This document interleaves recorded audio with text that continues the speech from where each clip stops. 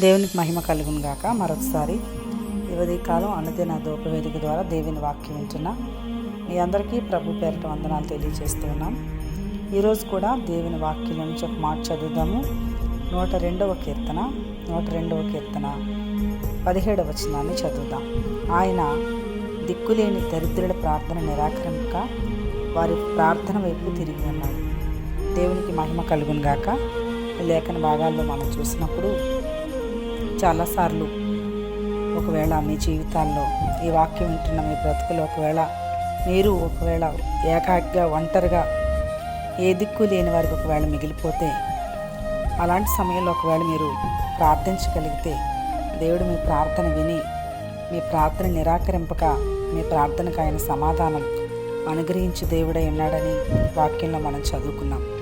కాబట్టి ఈ లోకంలో దిక్కులేని వారు దరిద్రులు తృణీకరించబడతారు, వాళ్ళు ద్వేషించబడతారు, దూషించబడతారు. వారి పక్షంగా ఎవరు కూడా నిలబడి వారి కోసం ధైర్యం ఇచ్చి బలమిచ్చేవారు ఉండరు. కానీ ప్రభు యొక్క వాక్యాన్ని మనం గమనిస్తే దేవుడు అలాంటి వారి పక్షంగా ఉండి వారికి న్యాయం తీరుస్తానని వాక్యంలో సెలవిచ్చారు. పరిశుద్ధ గ్రంథం అంతట్లో మనం గమనిస్తే ఎంతోమంది అలాగా దిక్కులేని వారిగా దరిద్రులు ఉన్నప్పుడు దేవుడు వారిని జ్ఞాపకం చేసుకున్నాడు. కాబట్టి ఒకవేళ మీరు ఇరుగు పొరుగు వారి చేత, శత్రువుల చేత అలా ఒకవేళ బాధించబడి వేధించబడి ఒంటరైపోయి ఏకాకైపోయి ఒకవేళ మీ జీవితంలో మీ పక్షంగా ఎవరూ లేక అన్యాయపు తీర్పు తీర్చబడి ఒకవేళ మీరు వేధించబడుతూ ఉంటే ఈ ఉదయకాలం ఈ మాటలు మీ కొరకే.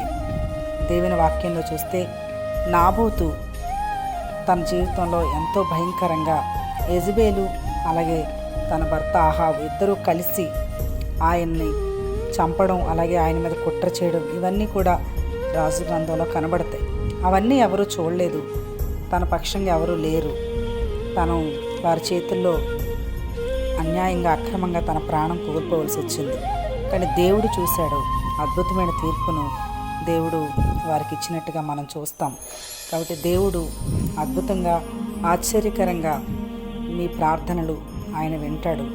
మీరు దిక్కులేని వారుగా దరిద్రులుగా ఉండి ఒకవేళ బాధించబడుతూ ఒకవేళ అలాగే మీరు దుఃఖపడుతూ ఉంటే ఈ లోకంలో ఎవ్వరూ మీ పక్షంగా లేకపోయినా దేవుడు మీ పక్షంగా ఉండి గొప్ప కార్యాలు చేస్తాడు. కాబట్టి దేవుని వైపు తిరగండి, ప్రార్థించండి. ప్రభు మీ ప్రార్థన విని మీ జీవితాల్లో మేలు చేస్తాడు. అట్టి కృప వింటున్న ప్రతి వారికి ప్రభు అనుగ్రహించి నడిపించునుగాక. ఆమేన్.